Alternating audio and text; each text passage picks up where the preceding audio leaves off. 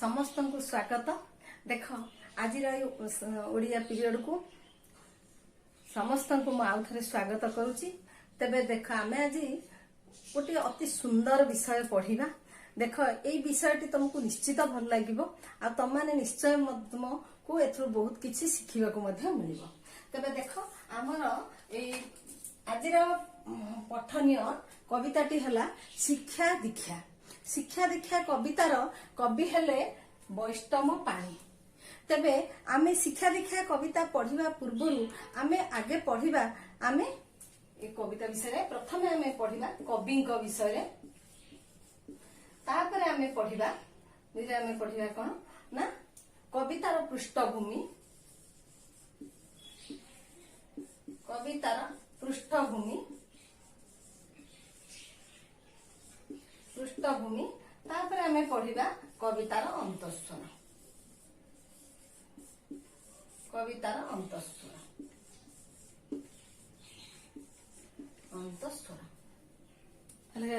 प्रथमे ताहले आमे कविता पढ़िबा पूर्वरु आमे एबे कवि विषय पढ़िबा। देख पिला माने वैष्णव पाणी को कहा जाए गण कवि वैष्णव पाणी। गण कवि वैष्णव पाणी जणे केवल सारस्वत साधक नथिले, साहित्यिक नथिले, से जणे औपन्यासिक, से जणे व्यंग साहित्यिक, से जणे नाट्यकार, से जणे गीतिनाट्यकार, से जणे निर्देशक, से जणे कलाकार, नाट्यकार, संगीतकार, जंत्रकार सबुतक गुण रे से थिले परिपूर्ण। ताहले एई समस्त गुण रे परिपूर्ण वैष्णव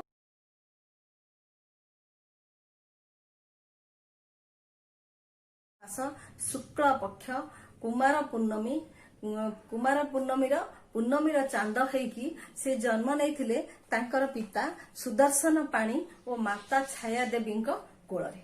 तेबे आमे देखिबा वैष्णव पाणी पिला दिने अत्यंत रुग्ण थिले। तेणु तांकर ना थिला शत्रुघ्न, किंतु से अत्यंत रुग्ण थिबारु तांको निकटस्थ कोटपड़े जगन्नाथ मंदिर रे तांको वैष्णव कर दिया हेतला। सेथि पई तांको ना हला हेगला वैष्णव पाणी। पिला दिने तांकर आर्थिक अवस्था अत्यंत दारिद्र अवस्था थिला। अत्यंत दुख कष्ट रे तांकर समग्र जीवन अतिबाहित हेछि। ताहले से जाहा पिला दिने से जो कोटपड़ा मठ रे से फूल गुंथुथिले, फूल तोलुथिले, गाई चरौथिले, ये सब करिकी से तांकर परिवार प्रतिपोषण करुथिले। तेबे परवर्ती समय रे से जेतेबेले सेथिरे तांकर 21 वर्ष बयस रे तांकर विवाह हैला। विवाह परे तांकर परिवार प्रतिपोषण पई तांकर पैसा नटियरु से कोटपड़ा विद्यालय रे जो तांकर हॉस्टेल जो पाचक भाबरे तांकर हॉस्टेल पाचक भाबरे से नियुक्ति पाइले। तबे से होटल से विद्यालय हॉस्टेल से पाचक भाबे नियुक्ति पाइथिला बेले विद्यालय प्रधान शिक्षक तांको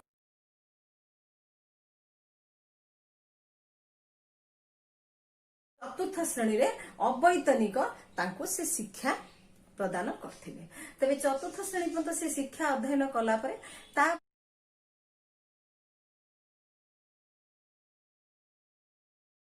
किछि दिन करथिले कला परे तापरे से तांकर पिलाटी दिनरु वैष्णव पाणीकर पिलाटी दिनरु तांकर साहित्य कविता काव्य ये सब प्रति तांकर स्वतंत्र रुचि थिला।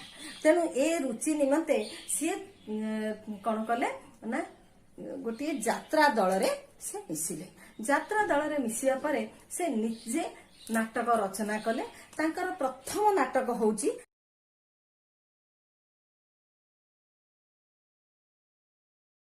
नाट्य थिला मेघनाद बध। ए मेघनाद बध गीतनाट्यटी को 1903 मसीह रे से ताको लेखिथिले।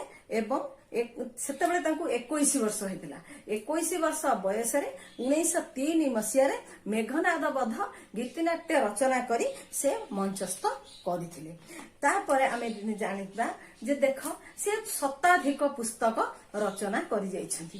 ତେଣୁ ତାଙ୍କର ପୁସ୍ତକ ବିଷୟରେ ଆମେ ଯଦି ଆଲୋଚନା କରିବାକୁ ଯିବା ଆମେ କେବଳ ଶ୍ରେଣୀ ବିଭାଗ କହିପାରିବା, କିନ୍ତୁ ଶତାଧିକ ପୁସ୍ତକର ନାଁ ଆମେ ଏଠି ନେଇପାରିବା ନାହିଁ। କାହିଁକି ନା ତାଙ୍କର ଲେଖା ଗୁଡ଼ିକ ମୁଖ୍ୟତଃ ଥିଲା କଣ, ଗୀତିନାଟ୍ୟ, ନାଟକ, ପୌରାଣିକ ଘଟଣାବଳୀ ଉପରେ। ଆଉ ତାଙ୍କର କିଛି ଥିଲା କିମ୍ବଦନ୍ତୀ ମୂଳକ ରଚନା, ଆଉ ତାଙ୍କର ଥିଲା ଚରିତ୍ର ଧର୍ମୀ ରଚନା, କାଳ୍ପନିକ ରଚନା, ଆଉ ଫାର୍ସ ସବୁ ସେ ମଧ୍ୟ ଲେଖିଥିଲେ। ତେବେ ତାଙ୍କର ରଚନା ମଧ୍ୟରେ ତାଙ୍କର ଉପନ୍ୟାସର ଆଦ୍ୟ ଓଁକାର ଧ୍ୱନି ହଉଛି ଗୋବର ଗୋଟେଇ ଝିଅ। ତାପରେ ତାଙ୍କର ମାନେ ନାରୀ ସମାଜର ମାନେ ଦର୍ପଣ ସଦୃଶ ସେ ଗୃହଲକ୍ଷ୍ମୀ ଉପନ୍ୟାସ ରଚନା କରିଥିଲେ, ଯୋଉଟା କି ପରବର୍ତ୍ତୀ ସମୟରେ ସିନେମା ହେଇଥିଲା। ଦେଖ ତାଙ୍କ ବୈଷ୍ଣବ ପାଣିଙ୍କ ରଚନା ଗୁଡିକ ମୁଖ୍ୟତଃ ଥିଲା ସେ ସମୟରେ 19 ଶତାବ୍ଦୀର ଆରମ୍ଭରେ ଓଡ଼ିଆ ଜନଜୀବନ, ଓଡ଼ିଶାର ସାମାଜିକ ଚରିତ୍ରକୁ ନେଇକି ସେ ତାଙ୍କର କାବ୍ୟ, କବିତା, ଉପନ୍ୟାସ, ବ୍ୟଙ୍ଗ ସାହିତ୍ୟ ସବୁଥିରେ ସେ ଚିତ୍ରଣ କରିଛନ୍ତି। ସେଥିରେ ସେ ଓଡ଼ିଆ ଘରର, ଓଡ଼ିଆ ଜାତିର ଦୁଃଖ ଯନ୍ତ୍ରଣାକୁ ପ୍ରକାଶ କରିଛନ୍ତି। ସେ ଅନ୍ଧବିଶ୍ୱାସ, କୁସଂସ୍କାରକୁ ପ୍ରକାଶ କରିଛନ୍ତି। ନିଶା ବିରୁଦ୍ଧରେ ସେ ରଚନା ତାଙ୍କର ପ୍ରକାଶ ପାଇଛି। ତେବେ ଏଇ ପରିପ୍ରେକ୍ଷୀରେ ଆମେ ଗୋଟେ କଥା ଏଠି କହିପାରିବା, ଦେଖ ସେ ନିଶା ନିବାରଣ ପାଇଁ ସେ ଲେଖିଥିଲେ, ଛି ଛି ମଦ ପିଇବି ନାହିଁ ଲୋ, କଳା ପାଣି ପରି ଦିଶେ, ସେହି କଳା ପାଣି ପେଟରେ ପଡ଼ିଲେ 14 ଭୁବନ ଦିଶେ। ତେଣୁ ସେ କହିଥିଲେ ଯେ ମୁଁ ମଦ ପିଇବି ନାହିଁ। ତାହେଲେ ଇଏ ତାଙ୍କର ଥିଲା ନିଶା ନିବାରଣ ପାଇଁ ଅତି ଜନପ୍ରିୟ ରଚନା। ଆହୁରି ବି ମଧ୍ୟ ସେ ଲେଖିଥିଲେ କ୍ଷିତିକି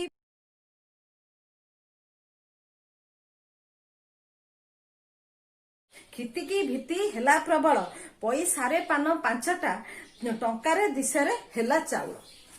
ଦରଦାମକୁ ସମାଲୋଚନା କରିକି ସେ ସେତେବେଳେ ରଚନା କରିଥିଲେ। ସେତେବେଳେ ବି ମଧ୍ୟ ଦେଖ ଲୋକ ଚରିତ୍ରକୁ ସେ ଶାଣିତ ବ୍ୟଙ୍ଗ ମାଧ୍ୟମରେ ସଜାଡ଼ିବା ପାଇଁ ଚେଷ୍ଟା କରିଥିଲେ। ସେଥିପାଇଁ ସେ ଲେଖିଥିଲେ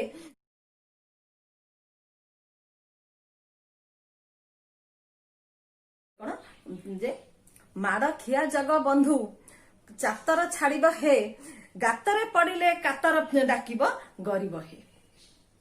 ତାମାନେ ସେତେବେଳେ ସେ କହିଥିଲେ ଯେ ଯିଏ ଚାତର ମାନେ ଲୋକ ଚରିତ୍ରକୁ ନେଇକି ସେ ରଚନା କରିଥିଲେ। ଆହୁରି ମଧ୍ୟ ତତ୍କାଳୀନ ସମାଜର ରୀତିନୀତି ପ୍ରଥାକୁ ନେଇକି ସେ ରଚନା କରିଥିଲେ।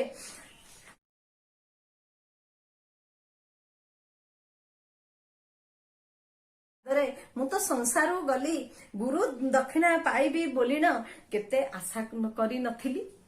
ତାହେଲେ ଏସବୁରୁ ଆମେ ଜାଣିଲେ ଯେ କବି ବୈଷ୍ଣବ ପାଣି ଗଣ କବି ହେଲେ। କିଏ ତାଙ୍କୁ ଗଣକବିର ଉପାଧି ଦେଲା? ତାଙ୍କୁ ଗଣକବିର ଉପାଧି ଦେଇଛନ୍ତି ଏଇ ଗଣ ମାନେ, ଏଇ ଲୋକମାନେ। କାହିଁକି ନା ତାଙ୍କର ରଚନା ଶୈଳୀ, ମୁଁ ତ ତୁମକୁ 2-3ଟି ଉଦାହରଣ ଦେଲି। ଏଥିରୁ ଆମେ ଯୋଉ ଜାଣିଲେ ଏଇ ରଚନାବଳୀରେ ଏଥିରେ ତାଙ୍କର ମାନେ ଲୋକମାନଙ୍କର ସାଧାରଣ ଚଳନୀ, ତାଙ୍କର ଲୋକମାନଙ୍କର ଭାଷା ସରଳ ଗ୍ରାମୀଣ ଭାଷାରେ ସେ ତାଙ୍କର ଲୋକମାନଙ୍କର ମନର ଭାବକୁ, ଲୋକମାନଙ୍କର ମନର କଥାକୁ ସେ ପ୍ରକାଶ କରୁଥିଲେ। ତେଣୁ ସମସ୍ତେ ତାଙ୍କର କଣ ଯୋଉ କବିତା, ତାଙ୍କର ଯୋଉ ଉପନ୍ୟାସ, ତାଙ୍କର ଯୋଉ ପୁସ୍ତକ, ତାଙ୍କର ଯୋଉ ବ୍ୟଙ୍ଗ ସାହିତ୍ୟ, ସବୁଥିରେ ସମସ୍ତେ ନିଜ ଚରିତ୍ରକୁ ସତରେ ଯେମିତି ଦର୍ପଣ ଭଳି ଦେଖିପାରୁଥିଲେ। ସେଥିପାଇଁ ତାଙ୍କୁ କୁହାଯାଉଥିଲା କଣ, ଆଶୁ କବି ବା ଗଣ କବି। ତାଙ୍କୁ ବେଶୀ ସମସ୍ତେ ଜାଣିଛନ୍ତି ଗଣ କବି ବୋଲି। ଆମେ ଜାଣିଲେ ଯେ ଯିଏ ଦିନେ ଗାଈ ଚରଉଥିଲେ, ଯିଏ ଦିନେ ଫୁଲ ତୋଳିକି ଜୀବିକା ନିର୍ବାହ କରୁଥିଲେ, ସିଏ ଦିନେ ସମଗ୍ର ଓଡ଼ିଆ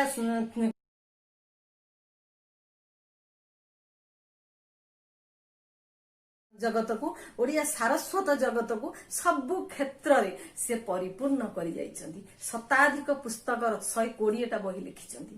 ତେଣୁ ମାନେ ସେ ତାଙ୍କ ଜୀବନ କାଳ ଭିତରେ ଦୁଃଖ କଷ୍ଟ ଯନ୍ତ୍ରଣା ଭିତରେ କଟିଥିଲେ ବି ମଧ୍ୟ ସେ ସଂସାରର ଉନ୍ନତି ପାଇଁ, ସମାଜର ଲୋକମାନଙ୍କ ପାଇଁ ସେ ସବୁବେଳେ ଚେଷ୍ଟିତ ଥିଲେ, ସବୁବେଳେ ଉଦ୍ୟମରତ ଥିଲେ। ତେବେ ସେ ଯାହା ହେଉ, ଆମେ ବୈଷ୍ଣବ ପାଣିଙ୍କ କଥା ଜାଣିଲେ। ଏବେ ଆମେ ଦେଖିବା आम कवि विषय जानिले एबे आसिया कवितार पृष्ठभूमि। कवितार पृष्ठभूमि है कौन शिक्षा आउ दीक्षा। शिक्षा कौन दीक्षा कौन शिक्षा कौन है ना समस्ते मु शिक्षा कहले बुझी पार्थो जे आमे शिखुचंती तम माने मोठू शिखुच मु तुमठू शिखुची आमे पिंपुड़ीठू श्रृंखला शिखुचंती मौमाछीठू संचय करवा शिखुचंती एसबु आमे शिखुचंती कुकुर ठारू विश्वास मनोभाव शिखुचंती। तेणु एटा हला हमर शिखिबा अर्थात जहा आमे अन्य ठारू अन्यर भल गुण को देखती एवं ग्रहण करती सेटा हला शिक्षा। ताले शिक्षार माने परिसर केते ना जन्मरू मृत्यु पर्यंत जन्म हेला दिन आमे शिखुचंती मरिबा पर्यंत शिखिबा। तेणु शिक्षा होची एक प्रक्रिया।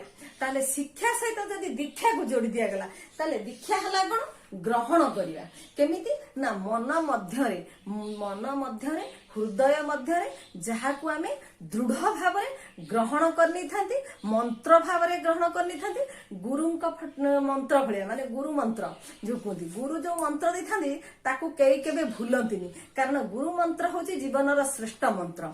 ताले से गुरु मंत्र भली जहा को आमे ग्रहण करथांती ताकू आमे कहती दीक्षा। ताले शिक्षा आउ दीक्षा शिक्षा हला शिखिबा ग्रहण करिबा दीक्षा हला ताकू कौन जीवन सारा कार्यकारी करिबा। ताहले आमे ए जो शिक्षा दीक्षा नामरू आमे कौन जानी पारुचंती ना निश्चित भावरे एथिरे आमको आम हृदय भितरे ग्रहण करिबा पई आमे शिखिबा पई आमे ताको कार्य रे विनियोग करिबा पई गणकवि वैष्णव पाणी आमको किछि देई जाइचंती कौन गुरु मंत्र। ताहले आमे सही गुरु मंत्र से शिक्षा दीक्षा कविता पढ़िबा पूर्वरु आमे कवितार पृष्ठभूमि देखिबा। कवितार पृष्ठभूमि कौन ना देख पिला माने आमर घरे घरे रामायण महाभारत ये दुईटी काव्य अति परिचित। ओडिया जनजीवनर आदर्श होची रामायण। आमे रामायण को ही आम जीवनर व्यक्तिगत जीवनर सामाजिक जीवनर राष्ट्रिक जीवनर आमे आदर्श बोली के ग्रहण करछंती। केवल आमे ग्रहण करनाती आज देश विदेश रे मध्य एहा आज पर्यंत कोन होची ना लोक माने ताको सेथरु शिक्षा ग्रहण करछंती एवं ताको समस्ते आदर्श बोली के ग्रहण करछंती। आमे सेथरे देखिबा भाई भाई रो आदर्श संपर्क बाप पुअर संपर्क स्वामी स्त्री रो संपर्क राजा प्रजांकर संपर्क ये सब संपर्क गुड़िक होची आम पई आदर्श।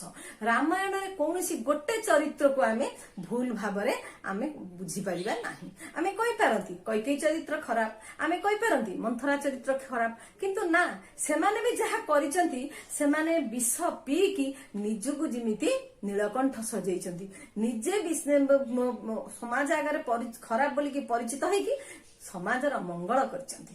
ताहले सेही पौराणिक पृष्ठभूमि सेही रामायणर पृष्ठभूमि रु आमर शिक्षा दीक्षा कविता आसीची। ताहले जो शिक्षा दीक्षा कविता रे कवि आमको उपदेश देइचंती आमको कहि जाइचंती आमको बुझाई देइचंती जे जीवन रे बंचिबा को हेले जीवन रे संसार रे सांसारिक हे रहिबा को हेले जे आमको किभଳି भाबरे चलिबा को पड़िबो को भଳି भाबरे हमर जीवन अतिबाहित करिया पड़िबो आमे कोटा करिबा उचित कोटा न करिबा उचित केमिति आमे चलिबा उचित केमिति न चलिबा उचित कोटा हमर कर्तव्य कोटा हमर अकर्तव्य कोटा सत कोटा असत ये सब विषय रे से हमको पुंखानुपुंख धारणा दे।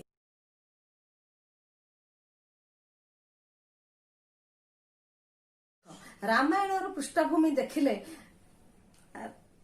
श्रीरामचंद्र को राजा करने कौन दशरथ समस्त प्रकार आयोजन कर सारी राति पाहिले श्रीराम राजा हेबे राज्य रे तांकर स्वागत पाई साजसज्जा नृत्य गीत सबुरे आनंद मुखर अयोध्या। यही समय देख कैकेयीर मंत्रणा जो मंथरार मंत्रणा रे महाराणी कैकेयी दशरथ को तांकर जो पूर्व जो दुई गोटी बर थिला से मागिचंती। प्रथम आगे से दशरथ को शपथ करैचंती जे सत्य करंतु मु जहा मागिबी देबे। रामचंद्र होचंती दशरथंकर प्राण समान तेणु दशरथ को से ସେଥିପାଇଁ ସତ୍ୟ କରେଇକି ମାଗିଛନ୍ତି ଯେ ମତେ କହିଥିଲେ ଆଗରୁ ଯେତେବେଳେ ଦଶରଥ ରାକ୍ଷସ ମାନଙ୍କ ସହିତ ଯୁଦ୍ଧ କରୁଥିଲେ ଦେବତା ମାନଙ୍କର ସ୍ୱର୍ଗଭୂମି ରକ୍ଷା କରିବା ପାଇଁ ସେତେବେଳେ ସେ ଯୁଦ୍ଧରେ କ୍ଷତାକ୍ତ ହେଇଥିଲେ ରକ୍ତାକ୍ତ ହେଇଥିଲେ ତାଙ୍କୁ ସେବା ଶୁଶ୍ରୂଷା କରି କୈକେୟୀ ଭଲ କରିଥିଲେ ସେ ତାଙ୍କୁ ଦୁଇଟି ବର ଯାଚିଥିଲେ ସେତେବେଳେ କୈକେୟୀ କହିଥିଲେ ମୁଁ ଯଥା ସମୟରେ ନେବି ଆଜି ଯଥା ସମୟ ଆସିକି ପହଞ୍ଚିଲା ମନ୍ଥରାର ମନ୍ତ୍ରଣାରେ କଣ ଅଭିମନ୍ତ୍ରିତ ହେଇକି କୈକେୟୀ ତାଙ୍କୁ କହିଛନ୍ତି ପ୍ରଥମ ବରରେ ରାମଚନ୍ଦ୍ର 14 ବର୍ଷ ବନବାସ ଯିବେ ଦ୍ୱିତୀୟ ବରରେ ଭରତ ଅଯୋଧ୍ୟାର ରାଜା ହେବେ ତାହେଲେ କି କଥା ଦଶରଥ ସତ୍ୟସନ୍ଧ ଆମେ ଜାଣିଛନ୍ତି ଇକ୍ଷ୍ୱାକୁ ବଂଶର ରାଜା ଦଶରଥ ସେଇ ବଂଶର ରାଜା ଶିବି ଥିଲେ ଯିଏ କି ନିଜର ଦେହର ମାଂସକୁ ଦେଇ ଦେଇଥିଲେ ପକ୍ଷୀକୁ ଆହାର ପାଇଁ ସେ ବଂଶର ଭାଗୀରଥୀ ଯିଏ ଗଙ୍ଗାକୁ ସ୍ୱର୍ଗରୁ ମର୍ତ୍ତ୍ୟକୁ ଆଣିଥିଲେ ପୂର୍ବ ବଂଶଜ ମାନଙ୍କୁ ଉଦ୍ଧାର କରିବା ପାଇଁ ତାହେଲେ ସେଇ ବଂଶରେ ଦଶରଥ ସେ ହଉଛନ୍ତି ଧର୍ମାବତାର ଦଶ ଦିଗକୁ ତାଙ୍କର ଗତି ସେ କଣ ସତ୍ୟସନ୍ଧ ତାହେଲେ ଆଜି ସେ କଣ କରିବେ କାଲି ସକାଳେ ରାମ ରାଜା ହେବେ ରାମ ହଉଛନ୍ତି ପ୍ରାଣ ପ୍ରିୟ ପୁତ୍ର ରାମକୁ ଛାଡ଼ିଲେ ଦଶରଥ ବଞ୍ଚି ପାରିବେ ନାହିଁ ଅନ୍ୟ ପକ୍ଷରେ ସେ ମିଥ୍ୟାର ଆଶ୍ରୟ ନେଇପାରିବେନି ସେ ସତ୍ୟ କରିଛନ୍ତି କୈକେୟୀଙ୍କ ପାଖରେ ତେଣୁ ପିତୃ ଦେଖ ତେଣୁ ସେ ସତ୍ୟରେ ବନ୍ଧା ପଡିଗଲେ ଆଚ୍ଛା ଯେତେବେଳେ ଦଶରଥ ସତ୍ୟରେ ବନ୍ଧା ପଡିଗଲେ ସତ୍ୟ ରକ୍ଷା ପାଇଁ ସେ ରାମଚନ୍ଦ୍ରଙ୍କୁ କହିପାରିଲେନି ଯେ ନା ରାମଚନ୍ଦ୍ର ବନକୁ ଯାଇପାରିବେନି ସତ୍ୟ ରକ୍ଷା କରିବାକୁ ପଡିବ ଅନ୍ୟ ପକ୍ଷରେ ଦେଖ ରାମଚନ୍ଦ୍ର ଚାହିଁଥିଲେ କହିପାରିଥାନ୍ତେ ଯେ ମୁଁ କାଲି ସକାଳେ ରାଜା ହେବି ମୁଁ କାହିଁକି ଯିବି ବନକୁ ମୋର କଣ ଦୋଷ ଅଛି ନା ସେ ହଉଛନ୍ତି ଆଦର୍ଶ ପୁତ୍ର ତେଣୁ ପିତାଙ୍କ ସତ୍ୟକୁ ରକ୍ଷା କରିବା ପୁତ୍ରର ଧର୍ମ ପୁତ୍ରର କର୍ତ୍ତବ୍ୟ ପିତା ଯାହା କରିଥାଏ ପୁତ୍ର ତାକୁ ପାଳନ କରେ ତେଣୁ ପିତା ସତ୍ୟ କରିଛନ୍ତି ପୁତ୍ର ସେ ସତ୍ୟକୁ ରକ୍ଷା କରିବ ସେଥିପାଇଁ ରାମଚନ୍ଦ୍ର କଣ କଲେ ନା ରାଜକୁମାର ପୋଷାକ ଖୋଲି ଦେଇ ଜଟା ବକଳ ପିନ୍ଧି ଖାଲି ପାଦରେ ବାହାରି ଗଲେ ବନକୁ ଯିବା ପାଇଁ ଯେତେବେଳେ ସିଏ ବାହାରି ଗଲେ ତାଙ୍କର ଅନୁଗତ ଏକାନ୍ତ ମାନେ କଣ ସାନ ଭାଇ ଲକ୍ଷ୍ମଣ ସିଏ କହିଲେ ମୁଁ ରହିପାରିବିନି ରାଜଉଆସରେ ଆପଣ ଜଙ୍ଗଲକୁ ଗଲେ ମୁଁ ବି ଯିବି ଆପଣଙ୍କ ସାଙ୍ଗରେ ସୀତା ସେ ହଉଛନ୍ତି ପତିପ୍ରାଣ ପତି ମାନେ କଣ ହଉଛନ୍ତି ରକ୍ଷକ ଯିଏ ନାରୀର ରକ୍ଷକ ଯିଏ ନାରୀକୁ ରକ୍ଷା କରେ ତାହେଲେ ସେଇ ରକ୍ଷକ ପାଖରେ ସେଇ ପତି ପାଖରେ ନାରୀ ସବୁଦିନେ ପାଇଁ ନିଜର ସତ୍ୟକୁ ରକ୍ଷା କରିଥାଏ ସେଥିପାଇଁ ସେ ହଉଛି ସତୀ ସେ ପତି ହଉଛି ନାରୀର ପ୍ରାଣ ସେଥିପାଇଁ ସେ ହଉଛି ପତି ପ୍ରାଣା ତାହେଲେ ସେଇ ପତି ପ୍ରାଣ ସୀତା ଯିଏକି ମାତ୍ର 18 ବର୍ଷ ବୟସରେ ହେଇଥିଲେ ଯିଏ ଜନକ ରାଜାଙ୍କର ଝିଅ ଯିଏ କଣ ବିଶ୍ୱ ବିଜୟୀ ସମ୍ରାଟ ଦଶରଥଙ୍କର ବୋହୂ ଯିଏ ଦିନେ ଖାଲି ପାଦ ତଳେ ଦେଇନାହାନ୍ତି ସେ ଆଜି ଜଙ୍ଗଲକୁ ଯିବେ ଖାଲି ପାଦରେ ତଥାପି ସେ କହିଲେ ନା ମୁଁ ସ୍ୱାମୀ ଯୁଆଡେ ମୁଁ ସିଆଡେ ସ୍ୱାମୀକୁ ଛାଡିକି ମୁଁ ରହିପାରିବିନି ପତି ହଉଛନ୍ତି ମୋର ପ୍ରାଣ ତେଣୁ ମୁଁ କାହିଁକି ମୋ ସ୍ୱାମୀ ଯଦି କାଲି ସକାଳେ ରାଜା ହେଇଥାନ୍ତେ ତାହେଲେ ମୁଁ ରାଜରାଣୀ ହେଇଥାନ୍ତି ତାହେଲେ ମୋ ସ୍ୱାମୀ ଯଦି କାଲି ଆଜି ରାତି ପାଇଲେ ଯାଉଛନ୍ତି ଜଙ୍ଗଲକୁ ମୁଁ ତାହେଲେ କାହିଁକି ରହିବି ରାଜଉଆସରେ ମୁଁ ବି ଯିବି ଜଙ୍ଗଲକୁ କାରଣ ସ୍ୱାମୀର ସ୍ତ୍ରୀ ହଉଛି ସହଧର୍ମିଣୀ ସହକର୍ମିଣୀ ଏଇ ଧର୍ମ ପାଳନ କରିବା ପାଇଁ ସୀତା ମଧ୍ୟ ଚାଲିଲେ ତାହେଲେ ଲକ୍ଷ୍ମଣ ବି ଗଲେ କହିଲେ ଭାଇ ଭାଉଜଙ୍କୁ ମୁଁ ଯାଇକି ଜଗିବି ସାନ ଭାଇ ବଡ ଭାଇର ସେବକ ସାନ ଭାଇ ବଡ ଭାଇକୁ ସେବା ଦିଏ ତେଣୁ ସେବା ଧର୍ମ ପାଳନ କରିବା ପାଇଁ ଲକ୍ଷ୍ମଣ ମଧ୍ୟ ତାଙ୍କ ସାଙ୍ଗରେ ଗଲେ ବନକୁ ତାହେଲେ ରାମ ଲକ୍ଷ୍ମଣ ସୀତା ବନକୁ ଗଲେ ସେତେବେଳେ ଭରତ ଥିଲେ କୋଉଠି ମାମୁଁ ଘରେ ଯେତେବେଳେ ରାମଚନ୍ଦ୍ର ଚାଲିଗଲେ ବନକୁ ତାଙ୍କୁ ଦଶରଥ ଅଟକେଇ ପାରିଲେନି ଦଶରଥ ରାମକୁ ଝୁରି ଝୁରିକି ହାରାମ ହେଇକି ସେ ମୃତ୍ୟୁବରଣ କଲେ ଜନ୍ମ ମୃତ୍ୟୁ ତାଙ୍କୁ ପ୍ରାପ୍ତ ହେଇଗଲା ଜନ୍ମ ହେଇଥିଲେ ମୃତ୍ୟୁବରଣ କଲେ ଚାଲିଗଲେ ତାହେଲେ ଭରତ ସେତେବେଳେ ମାମୁଁ ଘରୁ ତାଙ୍କୁ ରାଜଗୁରୁ ବଶିଷ୍ଠ ତାଙ୍କୁ ଡକେଇ ପଠେଇଲେ ଯେତେବେଳେ ଭରତ ଆସିକି ପହଞ୍ଚିଲେ ସିଏ ତ କହିଥାନ୍ତେ ଇଏ ଏକଚକ୍ରବର୍ତ୍ତୀ ରାଜ୍ୟରେ ମୁଁ ରାଜା ହେବି ବାପା ମରି ଯାଇଛନ୍ତି ଭାଇ ଜଙ୍ଗଲକୁ ଯାଇଛନ୍ତି ମୋର କେହି ପ୍ରତିଦ୍ୱନ୍ଦ୍ୱୀ ନାହାନ୍ତି କୈକେୟୀଙ୍କ ଭାଷାରେ କିନ୍ତୁ ନା से ता कले नहीं तांकर मन स्थिर से स्थित प्रज्ञ से जानिचंती कर्तव्य कौन से जानिचंती सत्य कौन से जानिचंती असत्य केते भयंकर से जानिचंती अकर्तव्य कर्तव्य मध्य कौन फरक रही तेणु से सांगे सांगे निजर कर्तव्य स्थिर करिनेले से पिता शव संस्कार कर सारा पर से राज सिंहासन रे बसवाक सीधा मना करदेले एवं गुरु वशिष्ठ माता कौशल्या एवं कौन पात्र मंत्री राज्यवासी समस्त को धरी कहले उठाओ सिंहासन चल बनकू कहीं ना ये अयोध्यार राजा होचंती रामचंद्र से होचंती रघुकुलर सूर्य से होचंती रघुकुल वंशर श्रेष्ठ पुत्र वंशर परंपरा होची ज्येष्ठ पुत्र राजा हब तेणु ए राज्य होची श्रीरामंकर मोर नुहे कि निर्माया कि निर्भीक कि सरल कि भातृप्रेम देख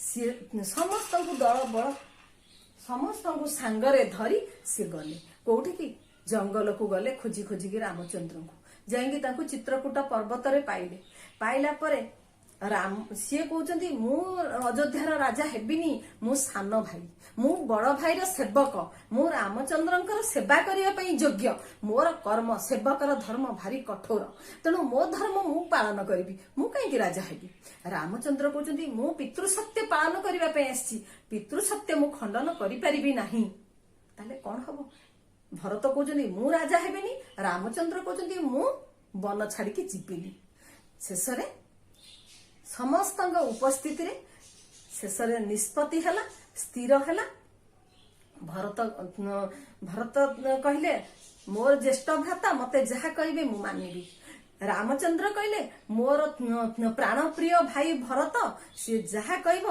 मु ताकू भी मानि नेबी ताले रामचंद्र धर्म रक्षा करने को भरत तत्पर भरत धर्म रक्षा करने को रामचंद्र मध्य तत्पर ताले किए कार धर्म रक्षा कर शेष स्थिर है जंगल रे श्रीराम राजा हेले एवं भरत नहीं कठौ को से माड़िले राजसिंहासन राजा हला परे सी तांकर कठौ को भरत को देले एई कठौ को नहीं जाओ तुम्हें एक मोर कौन मोर प्रतिनिधि मानिकी तुम्हें राज्य शासन करिवो भरत मना करदेले मु राज्य सिंहासन रे बसिबिनी राज सिंहासन रे बसिबो किए श्री रामचंद्रंकर कठौ ताले से कठौ को मुंडरे थोइले भरत चित्रकूट रु फेरिले अयोध्या को आसिला परे राज सिंहासन रे बसिला किए श्री रामचंद्रंकर कठौ आ भरत रहिले कोठी नंदी ग्राम से केमिति रहिले जेमिति राम लक्ष्मण सीता जंगल रे रहिछंती जेमिति ऋषि कुमार भाबरे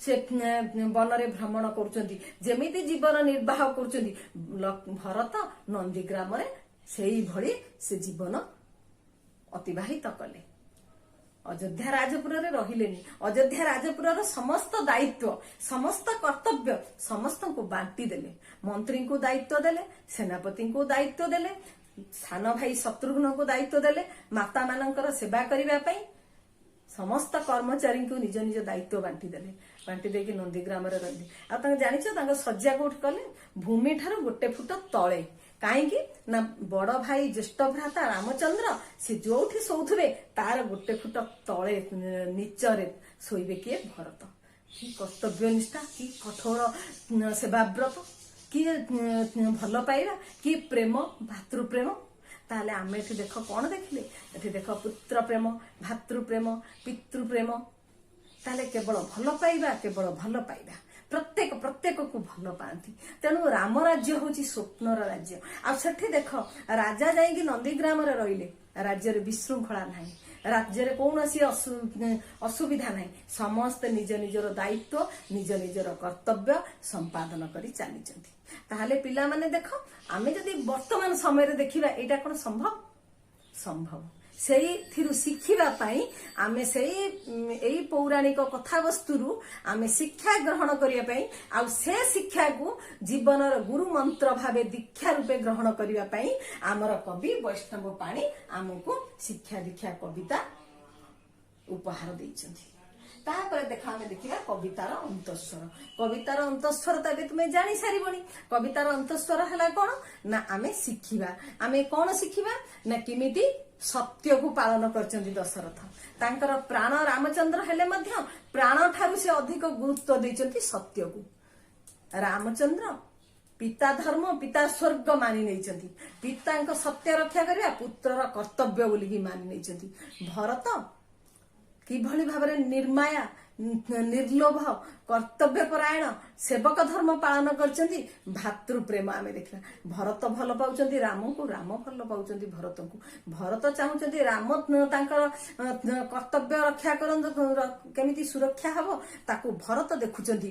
ରାଜ୍ୟର ରାଜା ହେଲେ ରାମଚନ୍ଦ୍ର, ସେ ରହିଲେ ଜଙ୍ଗଲରେ, ଆଉ ଭରତ ହେଲେ ତାଙ୍କର ସେବକ। ତାଙ୍କ ନିର୍ଦ୍ଦେଶରେ ସେ ରାଜ୍ୟ ଶାସନ ପରିଚାଳନା କରୁଛନ୍ତି, ସେ ରାଜ୍ୟର ରକ୍ଷଣାବେକ୍ଷଣ କରୁଛନ୍ତି। ଶ୍ରୀରାମଚନ୍ଦ୍ର ଆଇଲେ ତାଙ୍କ ରାଜ୍ୟ ତାଙ୍କୁ ଫେରେଇ ଦେବେ। ମାନେ କି ସୁନ୍ଦର। ତାହେଲେ ଏଠି ଦେଖ, ଆଜିକାଲି କିଛି ଟିକେ ଅସୁବିଧା ହେଲେ ଆମର ପାରିବାରିକ ବିଶୃଙ୍ଖଳା ହଉଛି, ଘରେ ଦ୍ୱନ୍ଦ୍ୱ ହଉଛି, ଭାଇ ଭାଇକି ମାରୁଛି, ସ୍ତ୍ରୀ ସ୍ୱାମୀଙ୍କ ଭିତରେ କଳିକଜିଆ ହଉଛି, ପାରିବାରିକ ଅଶାନ୍ତି ଅସନ୍ତୋଷ ସୃଷ୍ଟି ହଉଛି। କିନ୍ତୁ ଜନକ ନନ୍ଦିନୀ ସୀତା ସେ କଣ ରାଜାର ଝିଅ, ରାଜାର ବୋହୂ, ରାତି ପାଇଥିଲେ ରାଜରାଣୀ ହେଇଥାନ୍ତେ, କିନ୍ତୁ ସେ ସବୁକୁ ଛାଡି ଦେଇକି ସେ ଯାଇଛନ୍ତି ଜଙ୍ଗଲକୁ। ତାଙ୍କୁ ଜଙ୍ଗଲରୁ ଫେରେଇ ନେବା ପାଇଁ ତାଙ୍କର ମାତା ସୁନୟନା, ତାଙ୍କର ପିତା ରାଜର୍ଷି ଜନକ ଆସିଛନ୍ତି ତାଙ୍କୁ ଫେରେଇ ନେବାକୁ, କିନ୍ତୁ ସେ ମନା କରିଦେଇଛନ୍ତି। କାରଣ ପତିଧର୍ମ ପାଳନ କରିବା ପତ୍ନୀର କର୍ତ୍ତବ୍ୟ। ତେଣୁ ସମସ୍ତେ କର୍ତ୍ତବ୍ୟରେ କେମିତି ବନ୍ଧା, ସେଇ କର୍ତ୍ତବ୍ୟର ବନ୍ଧା, ସେଇ ସ୍ନେହ ପ୍ରେମ, ସେଇ ତ୍ୟାଗକୁ ଶିଖିବା ପାଇଁ ଆମକୁ ଆମର କବି ବୈଷ୍ଣବ ପାଣି ଏଇ କବିତାରେ ନିର୍ଦ୍ଦେଶ ଦେଇଛନ୍ତି। ଏହା ହିଁ ହଉଛି ଆମ କବିତା ଶିକ୍ଷା ଦୀକ୍ଷାର ଅନ୍ତଃସ୍ୱର। ତାହେଲେ ପିଲା ବୁଝିପାରିଲ? ତାହେଲେ ଏବେ ଆମେ ଆସିବା ବିଷୟକୁ। ଦେଖ ପିଲାମାନେ, ମୁଁ ତୁମକୁ କହିଲା କହୁଥିଲି ରାମାୟଣର କଥାବସ୍ତୁ।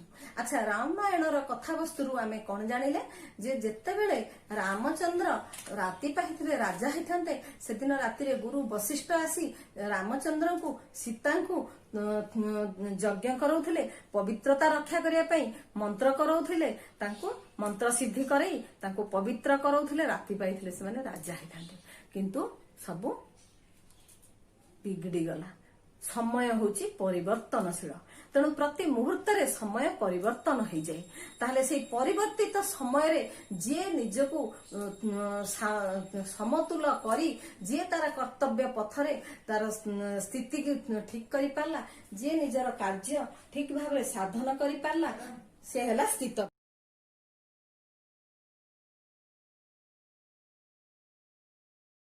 ରାତି ପାହିଥିଲେ ରାଜା ହେଇଥାନ୍ତେ, ସିଏ କାହିଁକି ପ୍ରତିବାଦ କଲେନି? କାହିଁକି ପ୍ରତିବାଦ କଲେନି?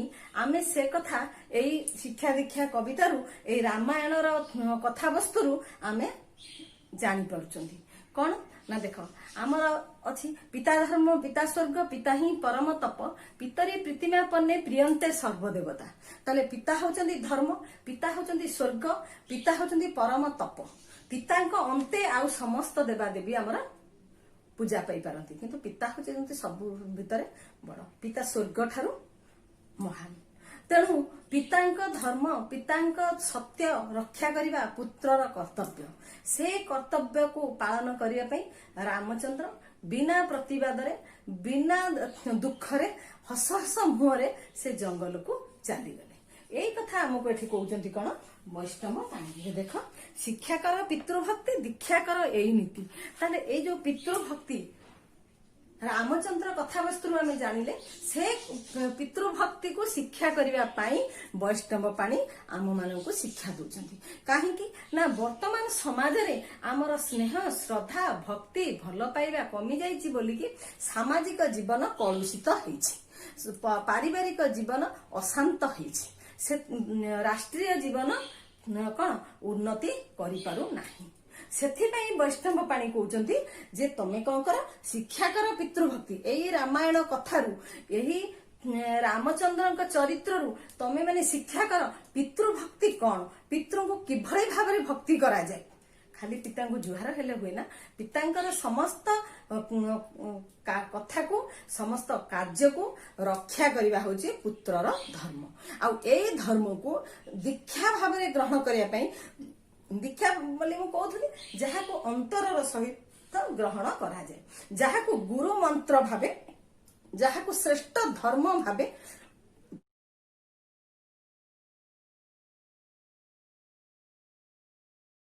ପଛେ ସତ୍ୟ ବାଟ ନ ଛାଡ।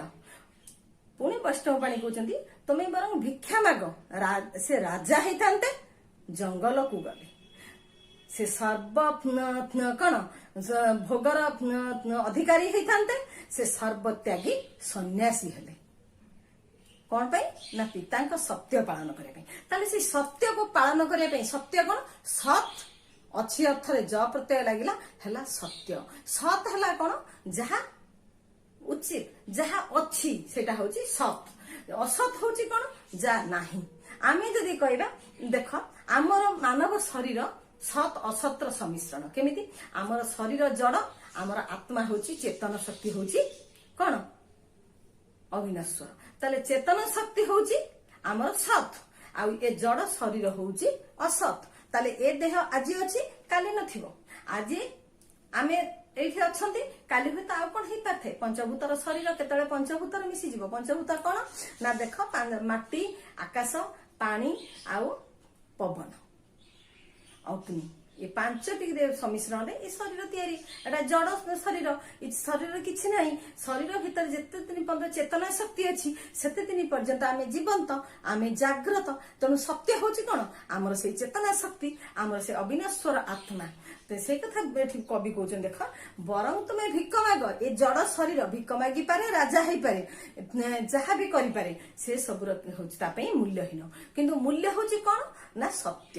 ସତ୍ୟକୁ ରଖିବା ପାଇଁ ରାଜା ଦଶରଥ ନିଜର ପ୍ରାଣ ପ୍ରିୟ ପୁତ୍ରକୁ ସେ ତ୍ୟାଗ କରିଦେଲେ। ତାହେଲେ ସତ୍ୟ ହଉଛି ଧର୍ମ ଆଉ ସତ୍ୟ ହଉଛି କଣ ନା ଦେଖ ସତ୍ୟ ହଉଛି ବାସ୍ତବ। ସତ୍ୟ ହଉଛି କଣ ନା ଏ ସୃଷ୍ଟିର ସବୁଠାରୁ ବଳବାନ। ଯିଏ ସତ୍ୟ ରକ୍ଷା କରେ ସିଏ ଶକ୍ତିଶାଳୀ ହୁଏ। ଯିଏ ଅସତ୍ ପଥରେ ଯାଏ ସେ ଦୁର୍ବଳ ହୁଏ। ତେଣୁ ସତ୍ୟ ହଉଛି ଧର୍ମ। ଧର୍ମକୁ ସୁରକ୍ଷା ଦେବା ହଉଛି ଆମର ଧର୍ମକୁ ଆମେ ଧାରଣ କରି ତାକୁ ସୁରକ୍ଷା ଦେବା ହଉଛି ଆମର କର୍ତ୍ତବ୍ୟ। ତେଣୁ ମଣିଷ ପାଖରେ ଭାଗବତ ଧର୍ମ ହଉଛି କଣ ନା ସତ୍ୟକୁ ଧ୍ୟାନ ସହିତ ରକ୍ଷା କରିବା। ସେଥିପାଇଁ ଭାଗବତରେ କୁହାଯାଇଛି କଣ ସତ୍ୟଂ ପରଂ ଧୀମହି। ସତ୍ୟଂ ପରଂ ଧୀମହି ଭାଗବତରେ କୁହାଯାଇଛି। ତେଣୁ ସତ୍ୟକୁ ଆମେ ଧାରଣ ସତ୍ୟ ହଉଛି ଧର୍ମ। ଧର୍ମକୁ ଆମେ ଧାରଣ କରିବା ଧର୍ମକୁ ଆମେ ସୁରକ୍ଷା ଦେବା। ଧର୍ମକୁ ଆମେ ଧାରଣ କରିବା ମାନେ ଆମେ ଧର୍ମ ପଥରେ ନିଜକୁ ପରିଚାଳିତ କରିବା। ତାହେଲେ କଣ ହବ ନା ଅସତ୍ର ସ୍ଥିତି ଆମ ପାଖରେ ରହିବନି। ସତ୍ ଅସତ୍ ସତ୍ ହେଲା ସତ୍ୟ ଅସତ୍ ହେଲା ଅସତ୍ୟ। ତେଣୁ ଆମେ ସତ୍ କୁ ଧାରଣ କଲେ ଧର୍ମକୁ ଧାରଣ କଲେ ଅସତ୍ ଆମ ପାଖରୁ ଦୂରେଇ ଯିବ।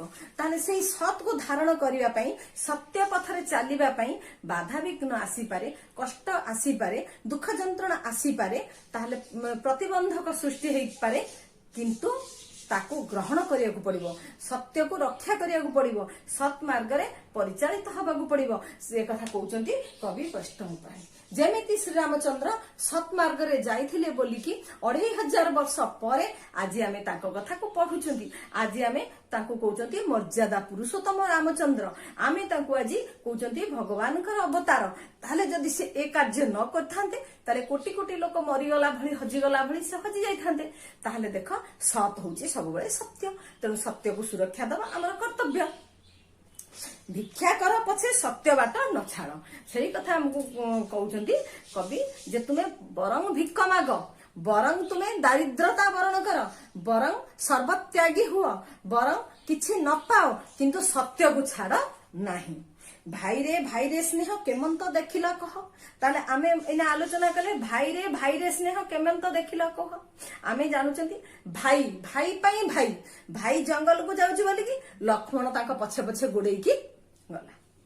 ଲକ୍ଷ୍ମଣ ତ କହିଥାନ୍ତେ ମୋ ପାଇଁ ତ ପିତାଙ୍କର ସତ୍ୟ ନଥିଲା। ଲକ୍ଷ୍ମଣଙ୍କ ପାଇଁ ଦଶରଥଙ୍କର ସତ୍ୟ ନଥିଲା ଯିବା ପାଇଁ। ତା ଛଡା ତାଙ୍କର ସେ ପୁଣି ବିବାହିତ ତାଙ୍କର ପତ୍ନୀ ଘରେ ଅଛନ୍ତି। କିନ୍ତୁ ନା ସେ ପତ୍ନୀକୁ ଛାଡି ମାତାଙ୍କ ସେବା କରିବା ଦାୟିତ୍ୱ ଦେଇ ନିଜେ ଭାଇ ଭାଉଜଙ୍କର ସେବା କରିବା ପାଇଁ ସେ ଭାଇଙ୍କ ପଛେ ପଛେ ଗୋଡେଇକି ଗଲେ। ତାହେଲେ ଭାଇର କି ସ୍ନେହ କି ତ୍ୟାଗ। ଦେଖ କଣ ନା ମୋ ଭାଇ ଭାଉଜଙ୍କୁ ମୁଁ ଜଗିବି ମୋ ଭାଇ ଭାଉଜଙ୍କୁ ମୁଁ ସୁରକ୍ଷା ଦେବି ମୋ ଭାଇ ଭାଉଜଙ୍କର ମୁଁ ସେବା କରିବି। ମୁଁ ସାନ ଭାଇ ମୋର କାର୍ଯ୍ୟ ହେଲା ସେବକର କାର୍ଯ୍ୟ। ସେବା କରିବା ପାଇଁ ଲକ୍ଷ୍ମଣ ଚାଲିଗଲେ ରାମଙ୍କ ସାଙ୍ଗରେ। ଭରତ ଆସିଲେ ମାମୁଁ ଘରୁ। ଭରତଙ୍କ ପାଇଁ ପିତାଙ୍କର ବଚନ ଥିଲା କଣ ସେ ରାଜା ହେବେ। କିନ୍ତୁ ସେ କହିଲେ କର୍ତ୍ତବ୍ୟନିଷ୍ଠ ସର୍ବତ୍ୟାଗୀ ପ୍ରେମର ସାଗର, ଶିଳର ସାଗର। ଭରତ କହିଲେ ଏ ରାଜ ସିଂହାସନ ମୋ ପାଇଁ ଯୋଗ୍ୟ ନୁହଁ, ମୁଁ ଏ ସିଂହାସନ ପାଇଁ ନୁହେଁ। ସିଂହାସନ ହଉଛି ରାମଚନ୍ଦ୍ରଙ୍କର, ସିଏ ହଉଛନ୍ତି ରଘୁବଂଶର ଶ୍ରେଷ୍ଠ। ମୁଁ ପରମ୍ପରାକୁ ବଦଳେଇ ପାରିବିନି। ମୁଁ ହଉଛି ସେବକ, ମୁଁ ସେବା କରିବି। ତେଣୁ ସମସ୍ତଙ୍କୁ ଧରିକି ସେ ଯାଇକି ରାମକୁ ଫେରି ଆଣିବା ପାଇଁ ଚାହିଁଲେ। କି ତ୍ୟାଗ, କି ଭଲ ପାଇବା। ସେ ତ କହିଥାନ୍ତେ ରାମଚନ୍ଦ୍ର 14 ବର୍ଷ ପାଇଁ ବାପା ତାଙ୍କୁ ପଠେଇ ଦେଇଛନ୍ତି, ମତେ ବାପା ରାଜ୍ୟ ଦେଇ ଯାଇଛନ୍ତି। ଭରତଙ୍କୁ ରାଜସିଂହାସନ ଦେଇ ଯାଇଥିଲେ କିଏ? ତାଙ୍କର ପିତା ଦଶରଥ। କିନ୍ତୁ ସେ କହିଲେ ନା, ରାମଚନ୍ଦ୍ର ରାଜା ହେବେ। କିନ୍ତୁ ଯେତେବେଳେ ସତ୍ୟର ପରୀକ୍ଷା ଚାଲିଲା, ସତ୍ୟର ଯେତେବେଳେ ପରୀକ୍ଷଣ ନିରୀକ୍ଷଣ ହେଲା, ସେତେବେଳେ ସେ ଆଉ ତାଙ୍କ କଥାକୁ ରଖିପାରିଲେ ନାହିଁ। ରାମଚନ୍ଦ୍ରଙ୍କ ଜାଗାରେ ଠିକ ରହିଲେ, ଭରତଙ୍କ ଜାଗାରେ ଠିକ ରହିଲେ। ତା ଭିତରେ ତୃତୀୟ ପନ୍ଥା ବାହାରିଲା କଣ ନା, ରାମଚନ୍ଦ୍ର ରାଜା ହେଲେ କିନ୍ତୁ ଜଙ୍ଗଲରେ ରହିଲେ। ଦଶରଥ ସତ୍ୟ କରିନଥିଲେ ରାମଚନ୍ଦ୍ର ରାଜା ନ ହୁଅନ୍ତୁ ବୋଲିକି, ସେ ସତ୍ୟ କରିଥିଲେ ରାମଚନ୍ଦ୍ର ବନକୁ ଯାଆନ୍ତୁ। ତେଣୁ ବନରେ ରହିଲେ ରାମଚନ୍ଦ୍ର। ତେଣୁ ଦେଖ, ଭରତ ସାନ ଭାଇ ହିସାବରେ ରାମଙ୍କର ସେବକ। ତେଣୁ ସେ ତାଙ୍କ ଦାୟିତ୍ୱ ଏଠି ତୁଲେଇଲେ, ତାଙ୍କ କାମ ସିଏ ଏଠି କଲେ, ସେବା ଦେଲେ। ରାମଚନ୍ଦ୍ର ହେଲେ ଅଯୋଧ୍ୟାର ରାଜା, ଭରତ ହେଲେ ତାଙ୍କର ସେବକ।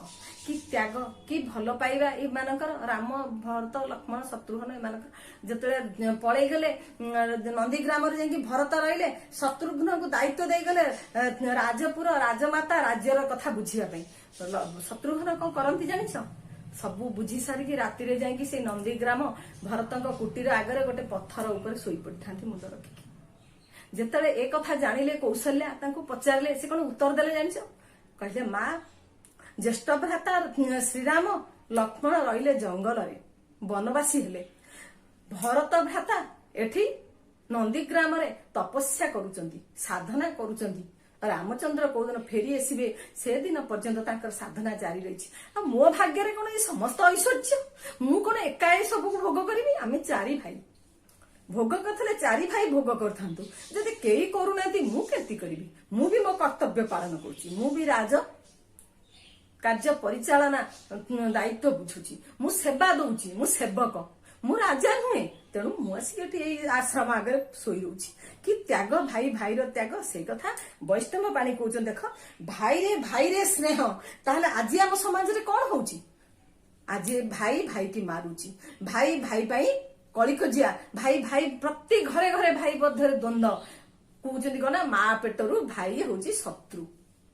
ଏକଥା କିଏ କହିଛି? ଆମ ସଂସ୍କୃତି କହିଛି, ଆମ ପରମ୍ପରା କହିଛି, ଆମ ପୁରାଣ କହିଛି, ଆମ କିମ୍ବଦନ୍ତୀ କହିଛି? ନା, ଆମେ ଯୋଉ ରହିଲେ 200 ବର୍ଷ ପରାଧୀନ ହେଇକି ରହିଲେ, ତା ଦ୍ୱାରା ଆମ ଭାରତୀୟ ସଂସ୍କାର ସଂସ୍କୃତିକୁ ଆମେ ଭୁଲିଗଲେ, ଆମେ ସବୁ ଭୁଲ ବାଟରେ ପରିଚାଳିତ ହେଲେ। ତାହେଲେ ଆମର ସାମାଜିକ ଜୀବନକୁ ସଜାଡ଼ିବା ପାଇଁ, ଆମର ବ୍ୟକ୍ତି ଜୀବନକୁ ସଜାଡ଼ିବା ପାଇଁ, ଆମର ପାରିବାରିକ ଜୀବନକୁ ସଜାଡ଼ିବା ପାଇଁ, ଆମ ଆଦର୍ଶ, ଆମ ପରମ୍ପରାକୁ ଫେରେଇ ଆଣିବା ପାଇଁ ଗଣକବି ବୈଷ୍ଣବ ପାଣି ଆମକୁ ଶିକ୍ଷା ଦଉଛନ୍ତି, ଆମକୁ ଦୀକ୍ଷା ଭାବରେ ଗ୍ରହଣ କରିବା ପାଇଁ ନିର୍ଦ୍ଦେଶ ଦଉଛନ୍ତି। କଣ ନା, ତୁମେ ଦେଖ ଭାଇ ମଧ୍ୟରେ କି ସ୍ନେହ, ଭାଇ ମଧ୍ୟରେ କେତେ ଭଲ ପାଇବା। କେମନ୍ତେ ଦେଖିଲ କୁହ? ତାହେଲେ ଏବେ କୁହ, କେତେ ସେମାନଙ୍କର ଭଲ ପାଇବା। ସେଥିପାଇଁ ସିନା ଆମେ ଆଜି ତାଙ୍କ ବିଷୟରେ ପଢୁଛନ୍ତି, ଆମେ ଆଜି ରାମ, ଲକ୍ଷ୍ମଣ, ଭରତ, ଶତ୍ରୁଘ୍ନ କଥା ଶୁଣୁଛନ୍ତି। ଆମକୁ ଆଜି ଭଲ ଲାଗୁଛି। 2500 ବର୍ଷ ପରେ ମଧ୍ୟ ଏବେ ବି ସମଗ୍ର ବିଶ୍ୱରେ ରାମାୟଣର କଥାବସ୍ତୁ ସମସ୍ତଙ୍କ ପାଇଁ ଆଦରଣୀୟ ହେଇଛି, ପ୍ରିୟ ହେଇଛି। ଆମେ ତାକୁ ପୂଜା କରୁଛନ୍ତି ରାମାୟଣକୁ। ଆମେ ରାମଚନ୍ଦ୍ରଙ୍କୁ ଆଦର୍ଶ ବୋଲିକି ଗ୍ରହଣ କରୁଛନ୍ତି। କାହିଁକି ନା ଏଇଥିପାଇଁ। ସେଇ କଥା ବୈଷ୍ଣବ ପାଣି କହୁଛନ୍ତି ଯେ ତୁମେ ସେଇଭଳି ହୁଅ, ତୁମେ ଦଶରଥଙ୍କ ଭଳି ପିତା ହୁଅ, ଶ୍ରୀରାମଚନ୍ଦ୍ରଙ୍କ ଭଳି ପୁତ୍ର ହୁଅ, ଭରତ ଲକ୍ଷ୍ମଣ ଭଳି ଭାଇ ହୁଅ। ବୃଥା ଅହଙ୍କାରେ ନରେ ଆଉ ନ ପଡ। ବୃଥା ଅହଙ୍କାର, ଅହଂ ମାନେ କଣ? ନିଜତ୍ୱ। ଅହଂ ହଉଛି କଣ ନା, ହଉଛି ପତନର ବାଟ। ଅହଂ ହଉଛି କଣ? ଆମେ ଯଦି ଦେଖିବା ତାହେଲେ ଅହଂ ଆମେ ଖୋଜିବା କଣ ନା, ସଂକୀର୍ଣ୍ଣତା। ଅହଂ ହଉଛି ସଂକୀର୍ଣ୍ଣତା। କାହିଁକି ନା, ଦେଖ, ଆମେ ହଉଛନ୍ତି ଅମୃତର ସନ୍ତାନ। ମୁଁ ଏଇନା କହୁଥିଲି ଆମର ଏଇ ଶରୀର ହଉଛି जड़ किंतु आम भीतर रही चेतना शक्ति। चेतना शक्ति हूँ अविनश्वर और चेतना शक्ति हूँ विस्तृत। ये चेतना शक्ति हूँ अमर।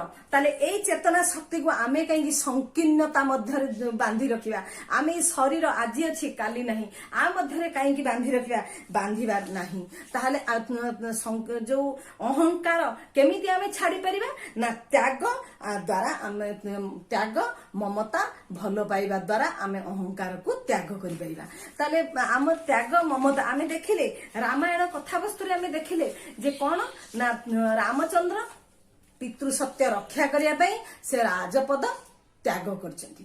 भरत राजा हेई मध्य से राजसुख त्याग करछंती तांकर भातृ प्रेम पई तांकर भल पाइबा पई। ताहले आमे एथरो कोन बुझछंती जे देखो जे एमानक मध्य रे केते थिला भल पाइबा। से माने केबे अहं रे बांधी हेनाती से माने केबे अहं भितर रही नाती। अहं होची संकीर्णता अहं होची अहंकार। अहंकार होची कोन पतनर सेड़ी। अहंकार आसिले तारपरे कोन आसे अहंकार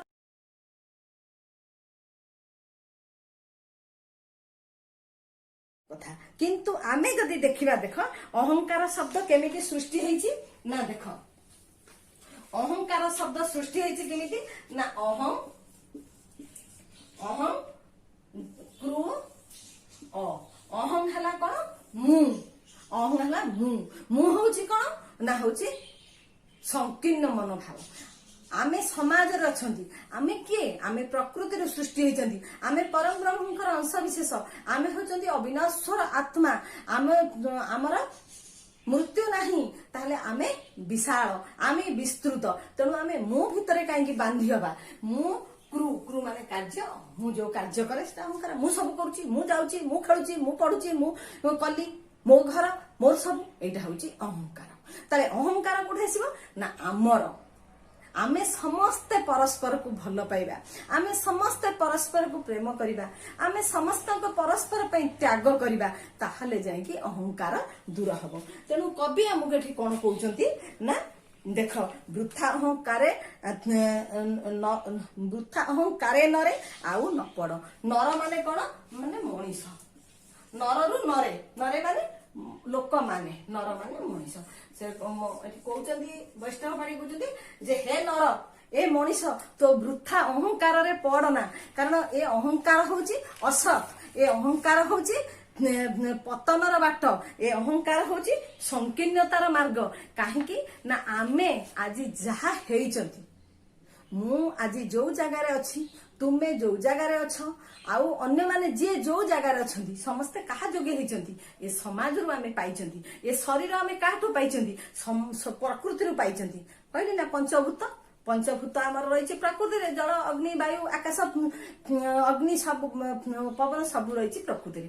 प्रकृति रु आमर ए शरीर सृष्टि पंचभूतर शरीर। आमे जहा शिखिचंती से सब आमे कोठु शिखिचंती ना ए समाज रु शिखिचंती। आमे जहा पाइचंती आमे जो घर द्वार पाइचंती आमे जो चौकी खंडक पाइचंती बसिबा पई ये सब हमको किए देछि ए समाज देछि। ये चेयर थिबो ए घर थिबो ए कोठा बाड़ी थिबो ये सब थिबो। आमे चली जिबा आमे रहिबा कि आमे रहिबानी ना आमे सांगरे नै कि जिबा। आमे मु ए घर करछि मु ए गाड़ी किनिछि मु एटा करछि मु सांगरे नै जिबी नै परिबि नै। ताले ए सब मोर नुहे। जेमिति आमे विद्यालय को आसुचंती आम विद्यालय रे थिबा चेयर बेंच रे आमे सब बसुचंती आमे पाठ पढुचंती पुणी छुट्टी हेले चली जाउचंती पुणी पाठ पढ़ा सरिले आमे विद्यालय छाड़ी दउचंती। से चेयर टेबुल से भला रहिछि से विद्यालय सेमती रहिछि। तेणु ए सब जिनिस हमको संसार देछि। तेणु आमर जहा अछि से सब संसार आमे संसार संसार आमर। ताले हेडी मु जो अहं आसिला कोठु अहं हला कोन ताले संकीर्णता। अहं हला कोन पतनर बाट अहं हला कोन पतनर पाहाच आम आत्मा को कलुषित करिवार मार्ग। सेति पई कवि कहउचंती जे तमे कलुषित हुओ नहीं तुमे अमृतर संतान तुमे शिख तुमे देख जे जदि राति पाई राजा हेबा लोक जदि 14 वर्ष वन को चली गला राजा हेबा ପାଇଁ ଯାହାର ଦାବି ଅଛି ସିଏ ଯଦି ରାଜା ନ ହେଇକି ଯାଇକି ନନ୍ଦୀଗ୍ରାମରେ ସନ୍ନ୍ୟାସୀ ହେଇକି ରହିଲା ତାହେଲେ ତୁମେ ଏଥିରୁ ଭାଇର ଭଲ ପାଇବା ଶିଖ। ତୁମେ ଏଠୁ ବାପ ପୁଅର ଭଲ ପାଇବା ଦେଖ। ତୁମେ କେମିତି ପୁଅକୁ ହରେଇଲା ପରେ ଦଶରଥ ପ୍ରାଣ ତ୍ୟାଗ କରିଛନ୍ତି। ରାମ ଚାଲିଗଲା ପରେ ରାମ ରାମ ହେଇକି ସେ ମରି ଯାଇଛନ୍ତି, କିନ୍ତୁ ସେ କହିନାହାନ୍ତି ରାମ ତୁ ଯା ନା। କାହିଁକି ନା ସେ ପାଟିର ଟା ଖୋଲିନି। କାହିଁକି ଖୋଲିନି ନା ସେ ସତ୍ୟ ସନ୍ଧ। ସେ ସତ୍ୟକୁ ରକ୍ଷା କରିଛନ୍ତି, ପ୍ରାଣ ଦେଇଛନ୍ତି, କିନ୍ତୁ ସତ୍ୟ ରକ୍ଷା କରିଛନ୍ତି। ସେଥିପାଇଁ ସେ ଆଦର୍ଶ ହେଇଯାଇଛନ୍ତି। ସେଇ କଥା ଏଠି କବି କହୁଛନ୍ତି ଯେ ଦେଖ ବୃଥା ଅହଙ୍କାର ନରେ ଆଉ ନ ପଡ। ତାହେଲେ ଏଇ ବୃଥା ଅହଙ୍କାରରେ ଆଉ ତୁମେ ପଡନି। ଏ ଅହଙ୍କାର ଦ୍ଵାରା କିଛି ମଙ୍ଗଳ ହବନି। ଅହଙ୍କାର ଦ୍ଵାରା ଆମର ବ୍ୟକ୍ତି ଚରିତ୍ର କଳୁଷିତ ହେଇଯିବ, ଆମର ପାରିବାରିକ ଜୀବନ ଦ୍ୱନ୍ଦ୍ୱମୟ ହେଇଯିବ, ଆମର ସାମାଜିକ ଜୀବନ କଳଙ୍କିତ ହେଇଯିବ, ଆମର ରାଷ୍ଟ୍ରୀୟ ଜୀବନ କଣ ପ୍ରଗତିର ବାଧକ ହେଇଯିବ। ତେଣୁ କେତେ ଶୁଭଚିନ୍ତକ ମାନେ ବୈଷ୍ଣବ ପାଣି କେତେ ମାନେ ଦେଖିପାରିଛନ୍ତି ସୁଦୂର ଭବିଷ୍ୟତକୁ। ସେଥିପାଇଁ ଆମକୁ ସଜାଡିବା ପାଇଁ ସେ କହିଯାଇଛନ୍ତି। ସୀତା ଠାରୁ ପତିବ୍ରତା ଶିକ୍ଷା କର, ଏଇ କଥା।